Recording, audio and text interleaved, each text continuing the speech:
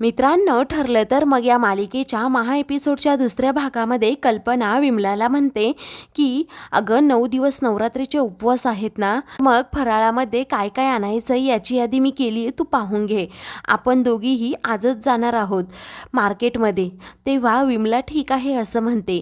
तेवढ्यातच सायली तिथे येते आणि म्हणते की आई, अहो मलाही उपवास असतो 9 दिवस. ती कल्पना विचारते, काय तू पण उपवास करतेस? त्यावरती सायली म्हणते, हो माझा दरवर्षी असतो आणि मी अनवाणी सुद्धा राहते. त्या कल्पना सायलीचं खूप कौतुक करू लागते. तर या उपवासाची वगैरे काही गरज नाही असं अस्मिता म्हणते. त्यावरती कल्पना म्हणते, अगं अस्मिता, एकेकाची श्रद्धा असते आणि तुझा तर उपवास नसणारच आहे, पण तू उपवासाचं खायला नेहमी पुढे असणारच. तर सायली म्हणते, आई आपण पहिल्या दिवशी पुरणाचा नैवेद्य करायचा का? पुरणपोळ्या बनवायच्यात का? तेव्हा कल्पना हो म्हणते. तर अस्मिता म्हणते, झालं, मी कशी पुढे पुढे काम करते याचं प्रदर्शन तुझं सुरू झालं म्हणायचं. त्यावरती आता कल्पना म्हणते, अगं अस्मिता, आणि तू कशी टोमणे मारू शकतेस ना याचं जुनं प्रदर्शन सुरू झालं म्हणायचं. तसंही सगळेजण तुझ्यासारखे आळशी नसतात, प्रत्येकाला कामाची सवय असते. मग तुझ्यासारख्या आळशी माणसांना खायला प्यायला घालायला कुणीतरी असावंच लागतं. अस्मिता गप्प होऊन जाते. तर सायली म्हणते, आई जाऊ देत ना, मी पूर्णाच्या तयारीला लागते असं म्हणून ती किचनमध्ये जाते. तर विमला म्हणते, ही पूर्णाजींची कॉफी आहे. त्यावरती आता सायली म्हणते, मी घेऊन जाते मग पूर्णाजींसाठी ही कॉफी. तेव्हा अस्मिताला आता खूप राग येतो. कल्पना म्हणते, सायली मला तर असं वाटतंय तू उपवासच नको पकडूस. आता सायली म्हणते, नको आई, मला उपवास करायचा आहे. सायलीच्या हातातून अस्मिता कॉफी घेते आणि म्हणते, मी देते पूर्ण आजीला ही कॉफी आणि तू किचन सांभाळ असं म्हणून ती सायलीला बोलते. तेव्हा आता कल्पना अस्मितावर पुन्हा एकदा चिडत म्हणते की हिला कसं समजवायचं ना मला कळतच नाहीये. इकडे पूर्ण आजी ह्या जप करत असतात. तेवढ्यातच अस्मिता तेथे येते म्हणून त्या माळ्याखाली ठेवतात. तर अस्मिता म्हणते, पूर्ण आजी, मी तुझ्यासाठी कॉफी घेऊन आली आहे. तेव्हा खरंच तू माझ्यासाठी कॉफी घेऊन आलीस असं पूर्णाजी विचारतात. तेव्हा अस्मिता म्हणते, काय ग पूर्णाजी, मी किती प्रेमाने आणली आहे तुझ्यासाठी. त्यात मी किती दिवस झाले गप्पासुद्धा मारल्या नाही आहेत. म्हणजे पहिल्यांदा आपल्या घरात गणपती बाप्पा आले, मग दुसऱ्यांदा हल्ला झाला त्या सायलीवर, मग काय सगळं वातावरणच बिघडलं. तेव्हा आता पूर्णाजी तिचं खूप कौतुक करून अस्मिता आता मुद्दामच विषय काढते आणि पूर्णाजींना म्हणते, तुला काय वाटतं पूर्णाजी, अगं अर्जुनने या अगोदर खूप केसेस घेतल्या होत्या, परंतु त्याच्या बाबतीत असं काही घडलं नव्हतं किंवा घरच्यांच्याही बाबतीत. पण आता जेव्हापासून सायलीबरोबर लग्न केलंय आणि ती मधुभाऊंची केस घेतली ना सायलीच्या पासून, खरं तर हे घडायला लागले. म्हणजेच अर्जुनला अगोदर किडनॅप केलं गेलं होतं आणि आता ह्या सायलीवर हल्ला पुढे अर्जुनच्या जीवावर सुद्धा बेतू शकतं. खरं तर त्या सायलीचे कोणीही शत्रू नसतील असं मला वाटतं. ती तशी वाटतच नाहीये की कुणाबरोबर शत्रुत्व घेईल. पण तुला काय वाटतं पूर्णाजी, आपल्या अर्जुनच्या जीवाला पुढे धोका होऊ शकतो का? पूर्णाजी आता अस्मिताकडे पाहू लागतात आणि मनातल्या मनात त्याच गोष्टीचा विचार करत राहतात.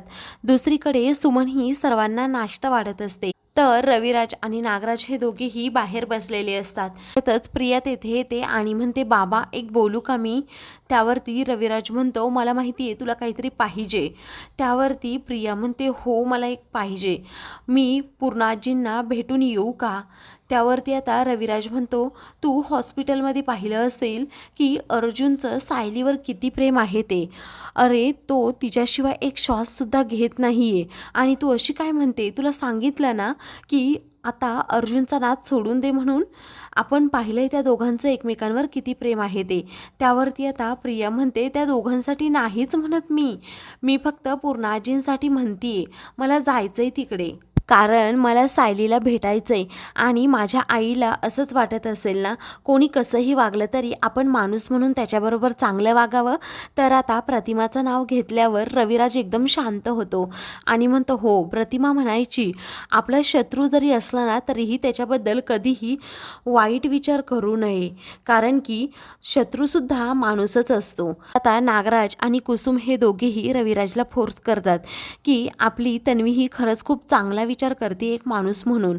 तर प्रिया म्हणते, बाबा अहो लहानपणापासून सायली आणि मी एकत्र वाढलो आहोत, ती कशीही वागू देत, आपण चांगलं वागायचं असं तुम्ही म्हणता ना नेहमी, म्हणूनच मी म्हणते मी जाऊन येते तिला भेटायला.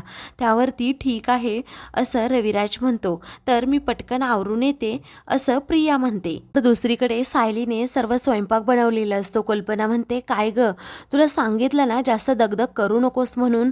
त्यावरती विमला पुढे होते आणि म्हणते, अहो ताईंनी फक्त कोशिंबीर बनवली आहे, फक्त वरण बनवलं आहे, फक्त भात बनवला आहे आणि बटाट्याची भाजी फक्त बनवली आहे असं म्हणून सायलीने जी काही कामं केलेली असतात ती सर्व सांगते. त्या कल्पना म्हणते, अगं अर्जुन ओरडेल ना. तेवढ्यातच आता प्रिया तेथे येते आणि रागातच सायलीकडे पाहते. आता मुद्दामच काळजी करायची म्हणून प्रिया ही सायलीला म्हणते, अगं सायली तुला डॉक्टरांनी आराम करायला सांगितलंय ना, मग तू अशी कामं का करतेस इथे. अगं तू कशीही माझ्याबरोबर वागली ना तरी मी तुझ्याबरोबर चांगलीच वागणार आहे. तर सायली आता गप्प बसते, ती काहीही बोलत नाही. पूर्णा आजी म्हणतात, तुझे विचार खरंच खूप चांगले आहेत, म्हणजे तू प्रतिमासारखा विचार करतेस. वरती प्रिया म्हणते, अगं पूर्णा आजी माझी आई नेहमी म्हणायची, आपला शत्रू कसाही वागला ना आपण त्याच्याबरोबर चांगलंच वागायचं असतं, कारण तो माणूस असतो.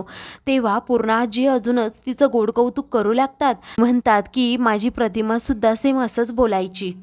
तेव्हा ती आता सायलीची खूप काळजी करण्याचं नाटक करते. ते पाहून अश्विन म्हणतो, अगं तन्वी तू तर खूप बदललीस, माझ्या सायली वहिनींची खूप काळजी करते. तेव्हा प्रिया रागातच त्याच्याकडे पाहते. अश्विन आता सायलीला म्हणतो, डॉक्टरांनी सांगितलंय तुला आराम करायला, जास्त काम करू नकोस. तेव्हा ठीक आहे असं सायली म्हणते. तेवढ्यातच प्रताप तेथे येतो आणि कल्पनाकडे चहा मागतो. तेव्हा आता विमला म्हणते, मी चहा बनवते. तर कल्पना म्हणते, मी अश्विनसाठी कॉफी बनवते. तेव्हा आता लेकांचा शब्द झेलायचं सोडून दे. आता ह्या दोन्हीही मुलांची लग्न तर झालीच आहे, परंतु अश्विनचंही लग्न आता आपल्याला उरकून टाकायला हवं असं पूर्णा आजी म्हणतात. त्यावरती कल्पना म्हणते की मला नवीन सून घरात आलेली नक्कीच चालेल. सायली आता अश्विनकडे पाहतच राहते, कारण तिला माहीत असतं की यांचं कुणावर तरी प्रेम आहे. तर आता पूर्णा आजी म्हणतात, अर्जुनचं लग्न तरी मला माझ्या मनासारखं लावून द्यायचं होतं, पण कसलं काय हे कोणी भलतंच याने घरात आणून ठेवलं. ना रीती ना भाती, सगळे जवळचे नातेवाईक दुरावले, ही अवलक्षणी मुलगी आपल्या घरात आली असं पूर्णा आजी सायलीबद्दल बोलत असतात आणि खूप अपमान करतात.